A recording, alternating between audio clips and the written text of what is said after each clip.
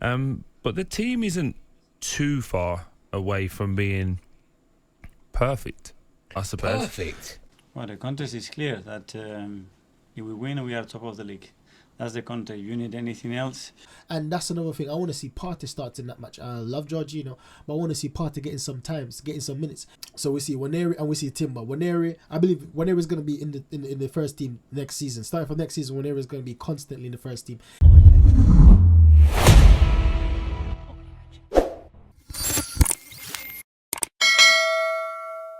So this video is going to preview the Wolves-Arsenal match. And for me, it's going to be a very, very interesting match. And it's not that I believe that we're going to thrash Wolves, but I'm expecting a performance against Wolves on Saturday.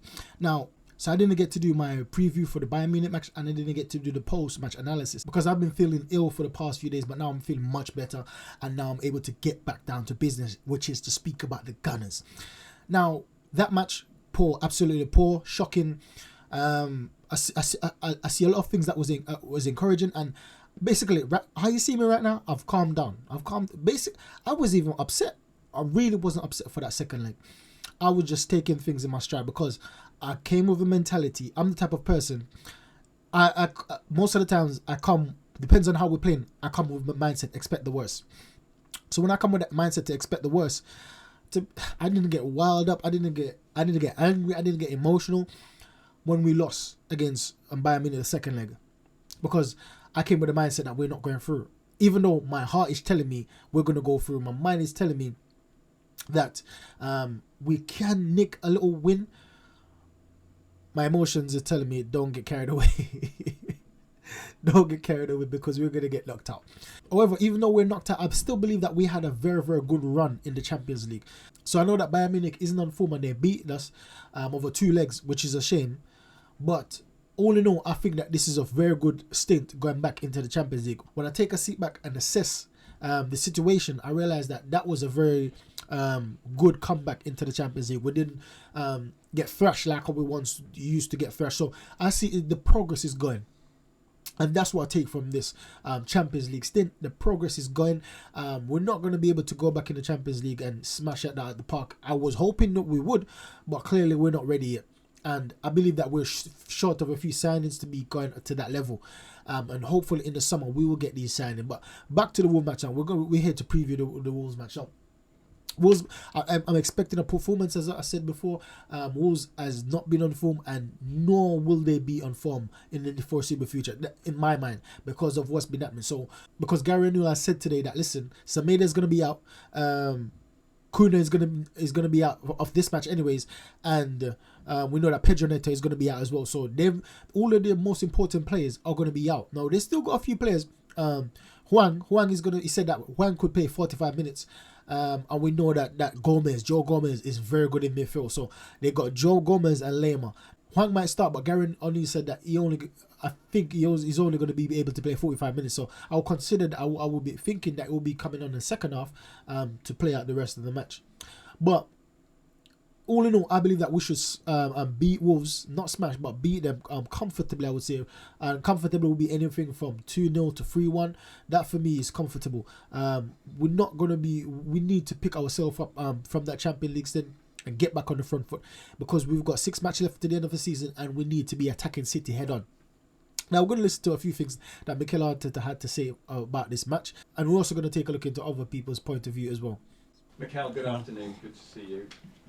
It's been another week of high stakes and high intensity. How do you reflect on the past week from Arsenal's perspective? As an experience, it wasn't the best one. Obviously, a defeat in the league, a defeat in the Champions League, and are fully focused on the tasks that we have ahead of us with 6 games to go. We are a game behind City, and we're going to go a real goal.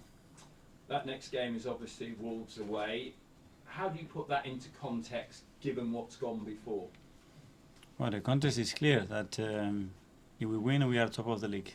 That's the context. You need anything else to be motivated? You need anything else to go to that game with your mind clear and the purpose very, very clear?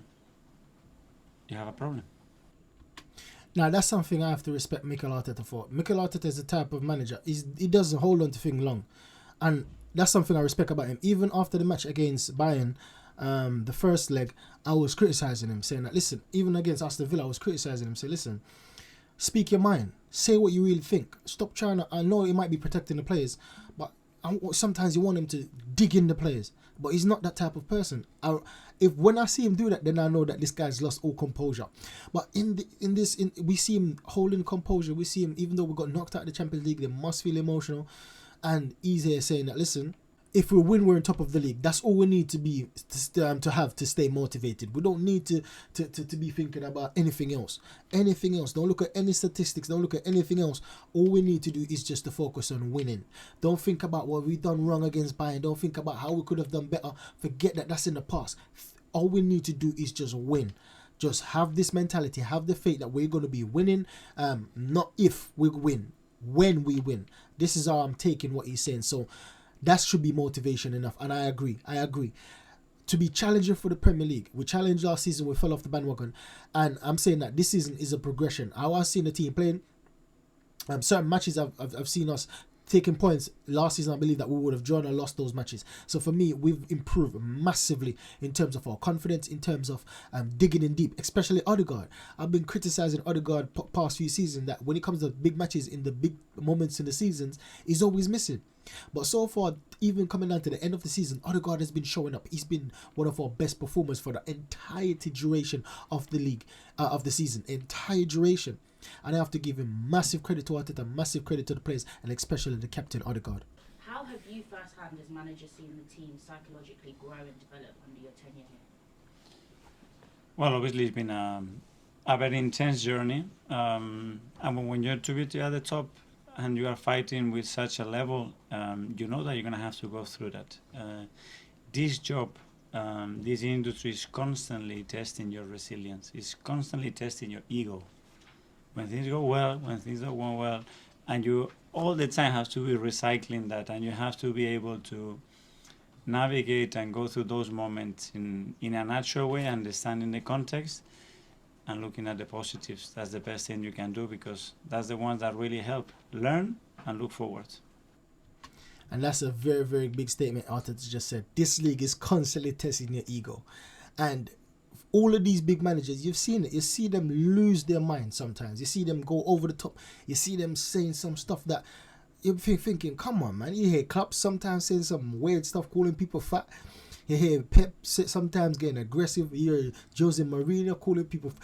There's so much different instances where you can lose your mind. You could just lose your head. And it's because, just like what Arteta said, this league, it keeps you in check. It keeps your ego in check. So whenever you think that you're the it, then this league have a way to just knock you down an inch. Look at Chelsea. Chelsea signing so much players. Everyone think they're going to be the best team in England and the world by signing so many players and having Pochettino as well. Look what Chelsea are. This league have a way of knocking you down. The same thing with us. We've been on the top of the league, striving, saying that yeah. Look at us, got knocked down. Same thing with Liverpool, knocked down. So listen, we can't take the Premier League for granted, but hopefully we can show up against it, because as what Gary O'Neill said, he's going to have to be feeling some young players, some youth players, and some of them are going to be getting their first cap. So that's something. I don't know if it could go two ways. It could go with the way of O'Neill, that these players they haven't got anything to lose, because as he said, they've already got enough points to be staying up in the Premier League, so they haven't got much to lose. So he can go all out in terms of letting these players express themselves, the young players come in and just express themselves, and that could be dangerous for us, because by not having much to worry about, you can play freely. You can play your football freely and do whatever you like, not thinking about the consequences, and that could go for or against. And I'm hoping that tomorrow it will go against them and for us, because we need a match to bounce back from, especially the last two matches we've had against Aston Villa and against Bayern, two disappointing results. So hopefully this is a very, very good match. I'm seeing it as a very good match to bounce back from compared to other teams in the league. For me, this is a very good one, especially because of the injuries they've had and the form they're in. Hopefully it will be justified that, listen, playing against this team, we should beat them comfortably. I thought the left back choice was very interesting. I think obviously brought Zinchenko in last year. and he went with Kyrgios in the Last first one, and then to not play either and go with Tomiyasu, I think that shows that he's clearly concerned about that left-hand side. That's an area that they're going to have to look at next year moving forward.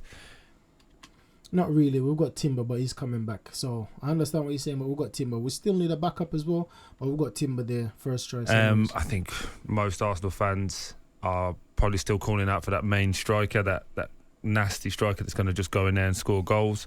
But the team isn't too far away from being perfect, I suppose. Perfect. Now, that's exactly what I want to talk about. Now, this is from a guy that's been criticising Arsenal for the past few seasons, saying that he's the famous guy that says, listen, we ain't got no corners.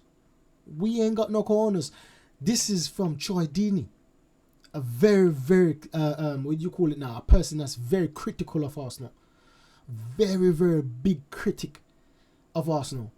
And he's saying that we're not far from perfect. Now, by this guy questioning him, he went down like a bit contradicting himself. But this first point was that we're not far from perfect. And I see what he's saying. He talked about our left back. Now, going further in this video, he talked about certain areas that we need to improve. And we all see that. We all know that. But for the fact that everyone can see that it's not a hater that is. Because I thought he would be a hater. But clearly he's not. Because he sees what Arteta is doing. He sees what we're building out. I hear a lot of reactionary fans now saying that, listen, we should sack Arteta. Like, come on. I think everyone, some of these fans was just waiting for something bad to happen, like getting knocked out of the Champions League or missing out in the Premier again, to start saying Arteta out again. They were quiet because we've been performing well.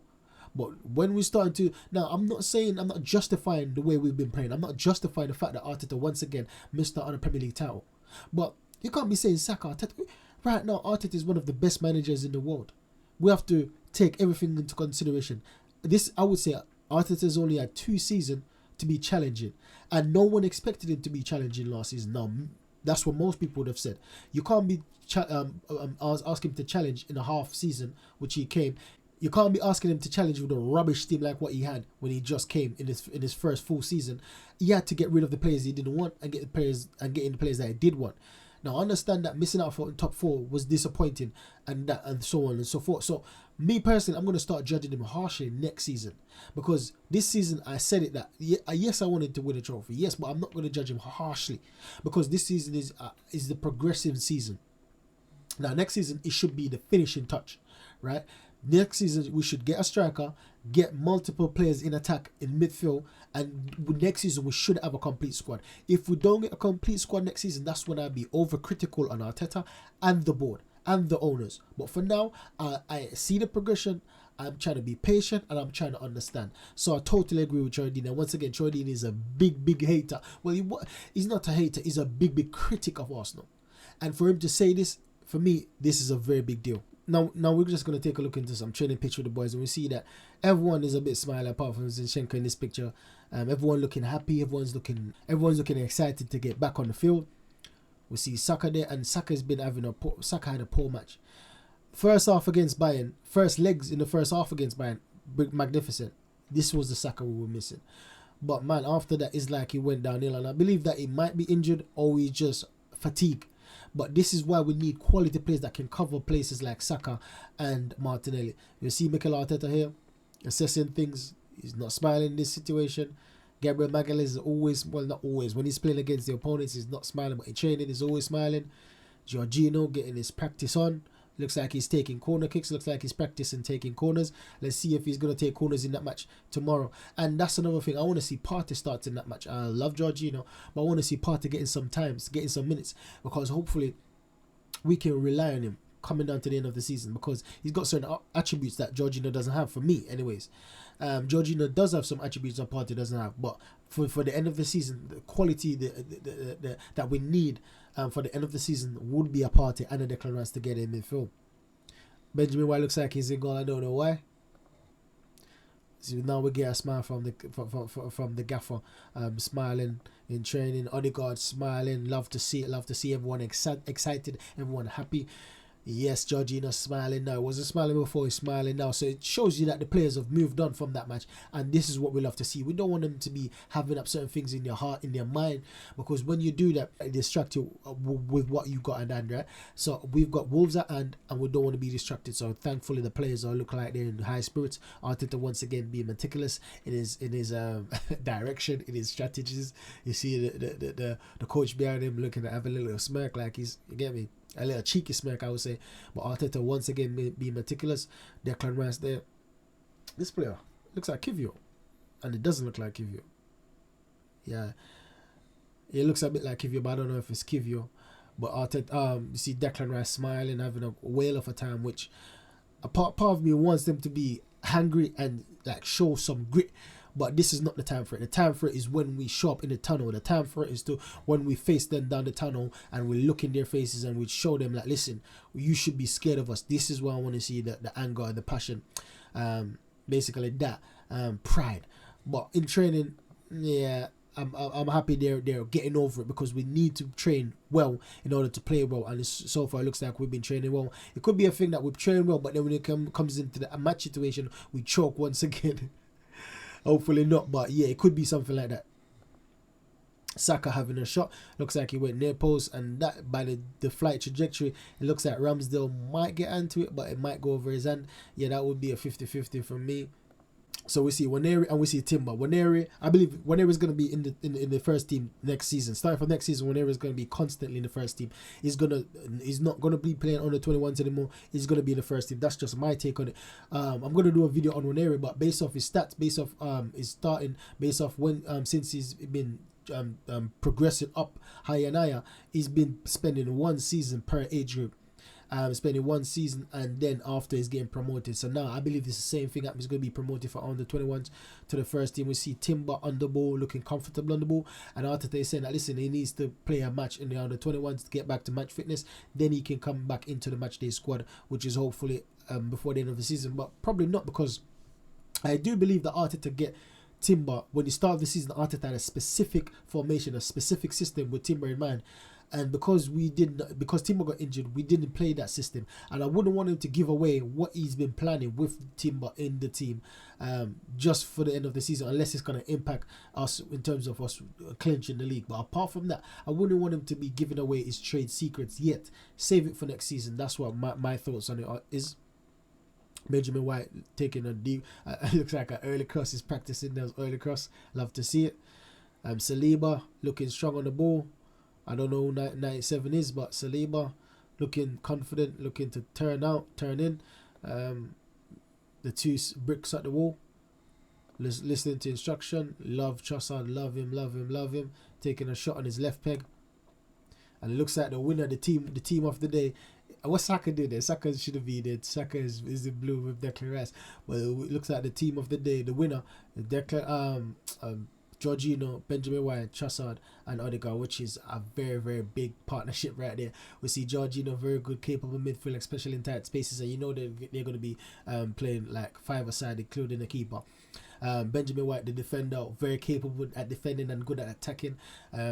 Trossard, you know that he is capable of midfield, attacking, wings, and striker everywhere. And Odegaard, you know, he's the midfield. So that's a deadly combination right there, and that's why they won. So big up these 4 on 5. I don't know who the keeper was. Was it Raya? Was it Ramsdale? Was it Hines? Who was the keeper in goal for this team particularly? So that's the video, guys. Leave in the comment box below. Let me know what your prediction is and what your scoreline is. So my prediction is we're going to be winning 3-0 or 2-1. That's my prediction. So put in the comment box below. Let me know your prediction.